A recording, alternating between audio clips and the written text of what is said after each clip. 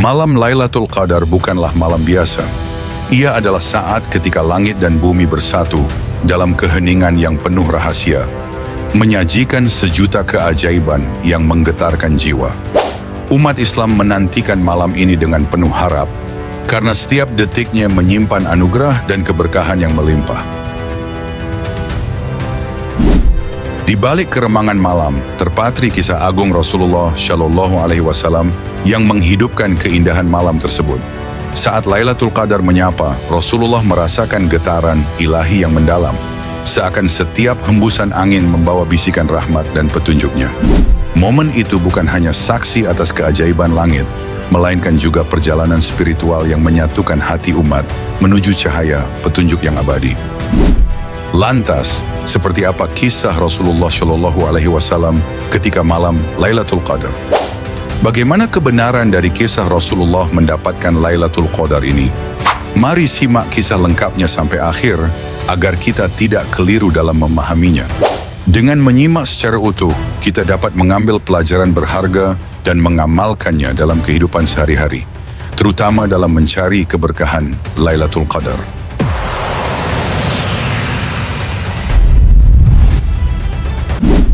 Di penghujung bulan Ramadan, Rasulullah Shallallahu Alaihi Wasallam menghabiskan malam-malamnya dengan beriktikaf di masjid, larut dalam ibadah dan doa. Dalam kesunyian yang penuh makna itu, para sahabat turut mengikuti jejak beliau. Mereka sholat bersama, mengangkat tangan dengan penuh harap, mengamini setiap doa yang Rasulullah Shallallahu Alaihi Wasallam panjatkan. Hati mereka dipenuhi ketenangan, seolah-olah langit pun sedang bersiap menyambut keagungan malam yang lebih baik dari 1000 bulan. Malam itu, langit tampak mendung, gelap tanpa bintang. Udara dingin berembus pelan menyelimuti tubuh Rasulullah Shallallahu Alaihi Wasallam dan para sahabat yang larut dalam kekhusyuan. Riwayat menyebutkan bahwa malam itu adalah malam ke-27 Ramadan, malam yang diyakini banyak orang sebagai Lailatul Qadar.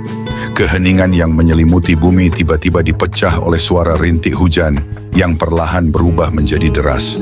Tetesan air menimpa tanah yang terbuka, membentuk genangan di dalam masjid yang kala itu belum beratap. Namun derasnya hujan tak sedikit pun mengalihkan perhatian Rasulullah Shallallahu Alaihi Wasallam dan para sahabat dari ibadah mereka. Seorang sahabat yang mulai merasa tubuhnya kuyup dan dingin sempat berniat untuk berteduh. Namun saat matanya tertuju pada Rasulullah Shallallahu Alaihi Wasallam yang tetap bersujud, ia ragu. Beliau tak bergerak sedikit pun, tenggelam dalam penghambaan yang sempurna kepada Allah Subhanahu wa Ta'ala. Kesadaran pun menyentaknya, bagaimana ia bisa berpaling dari ibadah sementara Rasulullah Shallallahu Alaihi Wasallam tetap teguh dalam sujudnya. Dengan penuh ketundukan, ia pun mengurungkan niatnya dan kembali bersujud mengikuti teladan sang Nabi. Genangan air semakin tinggi, meresap ke dalam pakaian mereka, membasahi tubuh yang tetap bersimpuh dalam sujud. Namun Rasulullah Shallallahu Alaihi Wasallam tak bergeming. Dalam sujudnya beliau menyaksikan cahaya ilahi yang begitu indah, pancaran keagungan yang tak terlukiskan dengan kata-kata. Seolah-olah kehadiran malam itu membawa sebuah rahasia besar yang hanya bisa dirasakan oleh mereka yang benar-benar tulus dalam ibadahnya. Rasulullah Shallallahu Alaihi Wasallam takut jika dirinya bergerak, keindahan itu akan sirna. Beberapa sahabat mulai menggigil, tubuh mereka basah dan kedinginan. Namun tepat ketika Rasulullah Shallallahu Alaihi Wasallam mengangkat kepalanya dari sujud, hujan seketika berhenti. Langit yang semula muram perlahan cerah kembali, seakan-akan malam itu menyimpan keistimewaan yang tak dapat dijelaskan dengan akal. Anas bin Malik, salah seorang sahabat yang setia, segera bangkit. Dengan tergesa-gesa, ia mengambil kain kering untuk diberikan kepada Rasulullah Shallallahu Alaihi Wasallam. Namun sebelum kain itu menyentuh tubuh beliau, Rasulullah Shallallahu Alaihi Wasallam tersenyum lembut dan bersabda, "Wahai Anas, janganlah engkau mengambilkan sesuatu untukku. Biarkanlah kita sama-sama basah, nanti pakaian kita akan kering dengan sendirinya." Demikianlah kisah Rasulullah mendapatkan Lailatul Qadar pada malam ke-27 Ramadan, sebagaimana dibicarakan dalam beberapa riwayat. Malam yang penuh keberkahan itu menjadi momen istimewa di mana Rasulullah menghidupkannya dengan ibadah, doa, dan munajat, serta mengajarkan umatnya untuk mencarinya dengan penuh kesungguhan. Lantas, benarkah Lailatul Qadar selalu jatuh pada malam ke-27? Sebagian hadis ada yang membicarakan bahwa Lailatul Qadar terjadi pada malam ke-27. Salah satu riwayat datang dari Muawiyah bin Abu Sufyan radhiyallahu anhuma. Namun para ulama berbeda pendapat mengenai kepastian tanggalnya. Ibnu Hajar al-Asqalani dalam Bulughul Maram menyebutkan bahwa hadis tersebut mauquf, yakni hanya perkataan sahabat, bukan sabda langsung dari Rasulullah. Dalam karyanya Fathul Bari, Ibnu Hajar bahkan mencatat adanya 24 pendapat berbeda tentang kapan tepatnya Lailatul Qadar terjadi. Perbedaan pendapat ini menunjukkan bahwa malam tersebut adalah misteri yang dirahasiakan oleh Allah Subhanahu wa Ta'ala agar hamba-hambanya senantiasa beribadah dengan penuh keikhlasan dan kesungguhan di 10 malam terakhir Ramadan. Yang terpenting bukanlah memastikan tanggalnya, tetapi bagaimana kita menghidupkan malam-malam tersebut dengan sholat, doa, dan zikir agar tidak melewatkan keutamaan malam yang lebih baik dari 1000 bulan ini.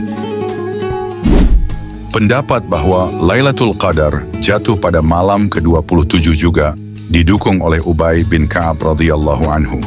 Dalam sebuah hadits yang diriwayatkan oleh Imam Muslim, beliau bahkan bersumpah dengan penuh keyakinan bahwa malam tersebut adalah Lailatul Qadar. Namun di sisi lain, beberapa ulama berpendapat bahwa Lailatul Qadar tidak memiliki waktu yang tetap setiap tahunnya, melainkan berpindah-pindah. Pendapat ini dipegang oleh Abu Qilabah serta sejumlah ulama lainnya. Imam Nawawi rahimahullah pun menukil pendapat dari para ulama muhakkikun yang menyatakan, Lailatul Qadar itu berpindah-pindah setiap tahunnya. Kadangkala di suatu tahun terjadi pada malam ke-27, di tahun lain pada malam ke-23, atau bisa jadi pada malam ke-21 atau malam lainnya. Inilah pendapat yang lebih tepat karena mengompromikan berbagai dalil yang ada. Pendapat ini sejalan dengan sabda Rasulullah SAW yang menganjurkan umatnya untuk mencarinya di 10 malam terakhir, terutama pada malam-malam ganjil. Lantas, mengapa Lailatul Qadar dirahasiakan? Allah Subhanahu wa Ta'ala dengan hikmahnya merahasiakan waktu pasti Lailatul Qadar. Hal ini bukan tanpa alasan. Dengan dirahasiakannya malam penuh kemuliaan ini, kaum muslimin akan lebih giat dalam mencarinya. Akan terlihat jelas siapa yang benar-benar bersungguh-sungguh dalam ibadah dan siapa yang lalai. Seandainya waktu Lailatul Qadar telah ditentukan dengan pasti, manusia mungkin hanya akan beribadah pada malam itu saja dan mengabaikan malam-malam lainnya. Padahal tujuan dari ibadah di bulan Ramadan bukan sekadar mengejar satu malam, melainkan membangun kebiasaan untuk mendekatkan diri kepada Allah Subhanahu wa Ta'ala secara konsisten.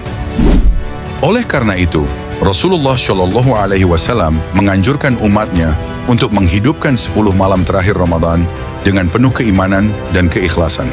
Barang siapa yang mendapatkannya, ia akan memperoleh pahala yang lebih baik dari 1000 bulan. Semoga Allah Subhanahu wa Ta'ala memudahkan kita untuk meraih malam yang penuh keberkahan ini dan menjadikan kita hambanya yang selalu bersungguh-sungguh dalam ibadah. Amin ya Rabbal Alamin.